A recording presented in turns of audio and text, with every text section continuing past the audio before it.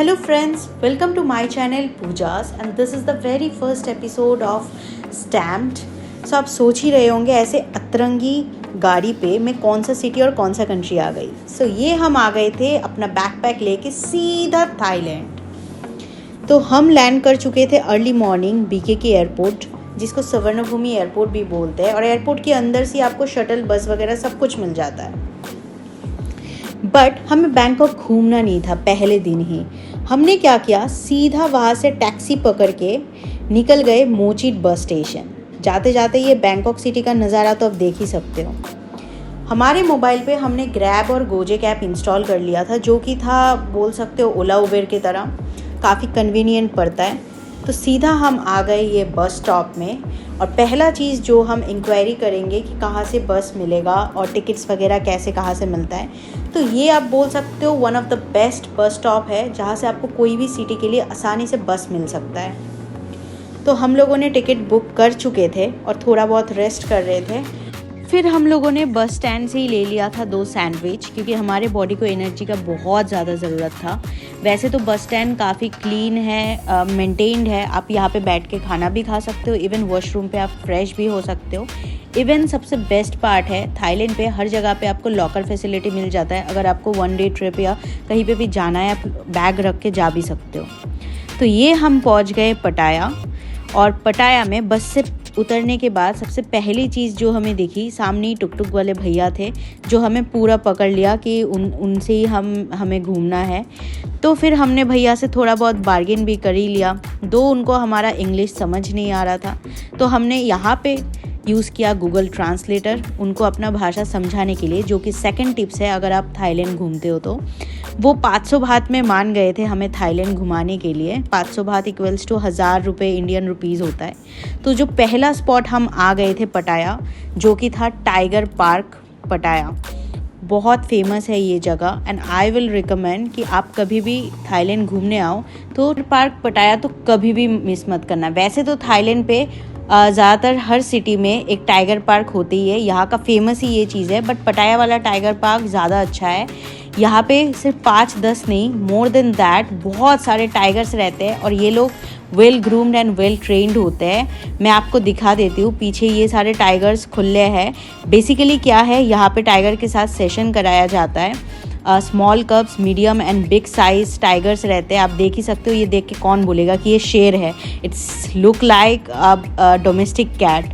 तो ये लोग जनरली अटैक वगैरह नहीं करते हैं। ये ट्रेनर रहता है, और ट्रेनर बहुत ही ज़्यादा ध्यान देते हैं कि इनको भी कोई चोट वगैरह ना लगे। तो आप ऐसे डरो मत, आराम से आओ, एंट्री टिकट लो, आपको जिस टाइगर के साथ प्ले करना है। So basically we took a session with the small cubs first. You can see that those are so cute, and after that we took a session with the big tigers. So उनका आप skin देख ही सकते हो। वैसे तो touch करने में तो अलग ही मज़ा है, अलग ही टेक्सचर है, मतलब क्या ही बताएं। ये टाइगर तो बीच में अलग से पलटी खा गया था, एंड आई वॉज लाइक बहुत ही ज़्यादा डर गई थी मैं। एंड ट्रेनर बस मजाक कर रहे थे, एंड ही वॉज लाइक देखो बेटा तुम्हारे सामने खाना है। तो हम लोगों ने बहुत सारा फ़ोटो खींचा टाइगर पार्क में। और ये टाइगर्स भी क्या है ना, बहुत सारे हैं, कुछ पिंजरे में भी रेस्ट करते हैं। तो एक बाहर रहता है, जब इसका टाइम ख़त्म हो जाता है तो दूसरा अंदर से सोचता होगा कि तुम अंदर आ जाओ, अब मैं बाहर जाती हूँ। तो ये लोगों का भी काइंड ऑफ जॉब ही चलता है, बोल सकते हो। सो आफ्टर दिस प्लेस हम लोग निकल गए थे नेक्स्ट डेस्टिनेशन, जो कि था वॉकिंग स्ट्रीट।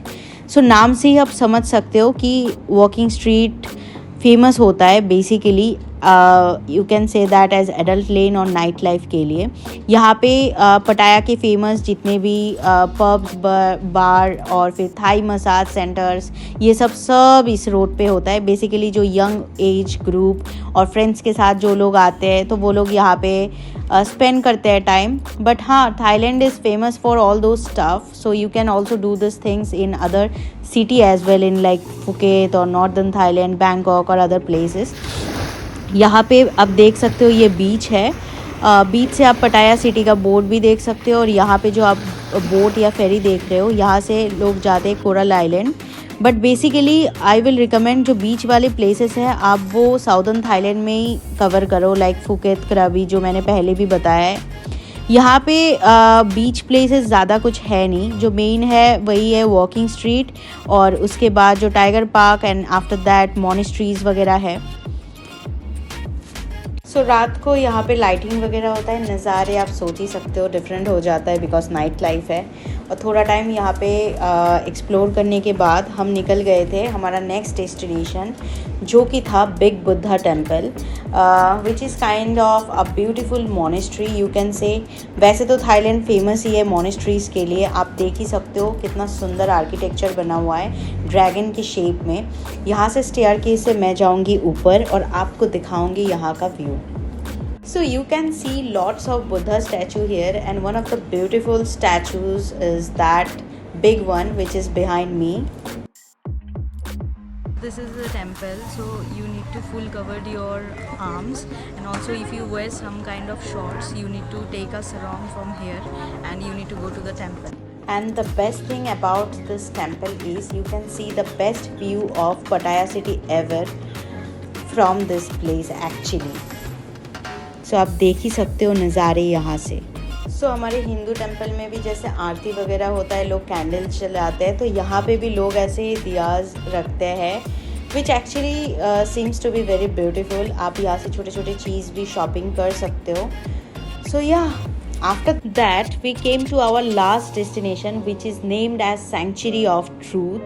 आप देख ही सकते हो कितना सुंदर आर्किटेक्चर है यहाँ से। तो यहाँ पे कैफ़ेज़ और रेस्टोरेंट है। तो the first thing I will give you a tips before coming to this place.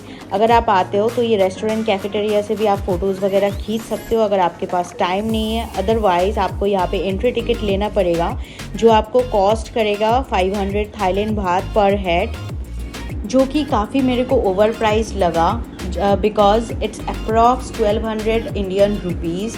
और 1200 रुपीज़ में आप एक्सपेक्ट करते हो कि बाहर जो आर्किटेक्चर दिखता है तो अंदर कुछ डिफरेंट दिखेगा, बट यहाँ पे एक्चुअली बाहर और अंदर के आर्किटेक्चर सिमिलर थे। तो आप इस जगह को इग्नोर भी कर सकते हो, but if you have plenty of time to explore in Pattaya you can visit this place, but I will not recommend this place personally. बाहर से आप फ़ोटो वगैरह खींचो बिकॉज ये जगह बहुत ज़्यादा टाइम कंज्यूमिंग है। पहले तो गाइड ने हमें पूरा स्टोरी सुनाया and it's kind of similar like Ramayana Mahabharata, because जो भी स्ट्रक्चर्स में बनाया हुआ था यहाँ पे कारीगर ने, it's kind of like very old structure, राजा के टाइम पे बना हुआ था। गणेश का मूर्ति और अदर हिंदू माइथोलॉजी में जो कैरेक्टर्स है वो सब आप देख सकते हो। और उधर से क्या हो रहा था, टुक टुक वाले भैया हमें कंटिन्यूअस कॉल लगा रहे थे क्योंकि उनको जाना था घर।